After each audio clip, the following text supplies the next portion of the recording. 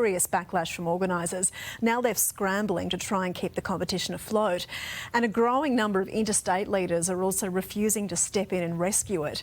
For more, we're joined by former tennis star turned politician, MP Sam Groth, Victoria's Shadow Minister for Tourism, Sport and Events. Sam, welcome. Dare I ask how you're feeling today? Well, Davina, thank you for having me on. And this is honestly a terrible day for Victoria, terrible time for regional Victoria. The cancellation of the Commonwealth Games, which is supposed to be less than 1,000 days away. Premier Daniel Andrews comes out, cancels the event without really any consultation or notification to either Commonwealth Games Australia or to the Commonwealth Games Federation. And now Victoria and Melbourne standing as what we like to think the events capital of this country is certainly hanging by a thread. There are a lot of questions here. He says it's a budget blowout. In your opinion, can a budget blowout to that level, 3 times as much potentially? It's pretty incredible the numbers that Daniel Andrews was able to produce this morning. By their own costings, it was going to cost $2.6 billion to fund the Commonwealth Games. This morning, the number started at $6 billion and then eventually got to $7 billion. And you just have to wonder, with $2 billion that they're supposedly still going to commit to infrastructure and legacy spending in those regions now that the game's been cancelled, where is that other $4 or $5 billion in terms of what it would have cost to deliver the games? Where would that have actually be going? I'd like to see Daniel Andrews and the Victorian Labor government commit to those numbers and show us where those came from.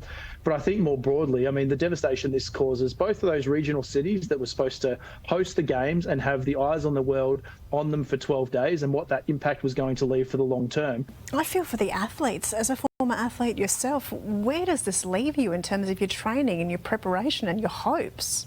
On the back of Paris in 24, the Commonwealth Games could be an opportunity, or would have been an opportunity, for a lot of those athletes to possibly compete on the world stage in Australia for the final time. Now, we're hearing other states aren't going to position. We've heard today on the grapevine that Brisbane and Sydney have both pulled out.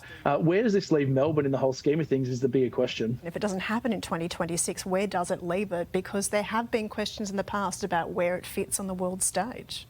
When the Victorian government bid for this and they put it out to regional cities, part of it was actually not just about the games, but it was about being able to deliver for regional areas for the long term. I think that Daniel Andrews has let the whole Commonwealth community down today. I'm hopeful, obviously, from a former athlete point of view and from someone who loves seeing Australia and Victoria host these global events. I'm hoping the Commonwealth Games finds another home for 2026 and it's not the end.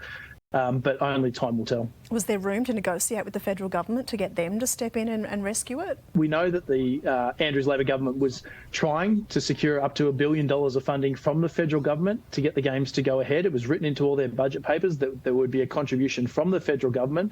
Now, that money hadn't been put on the table by the Labor government federally. You just wonder whether that's also contributed. But you also have to question, it wasn't too long ago that the government here in Victoria actually pitched for these games. They're the ones that went out and did the numbers. They're the ones that said they were going to do this. And I think it's coming home to roost a little bit now that when the budget is in the dire state that it is, like it is here in Victoria, you know, at some point sacrifices are going to be made. And at the moment, the government's not holding up their end of the bargain. And they're lying, literally lying to Victorians about what they're able to deliver on. Certainly a bombshell day.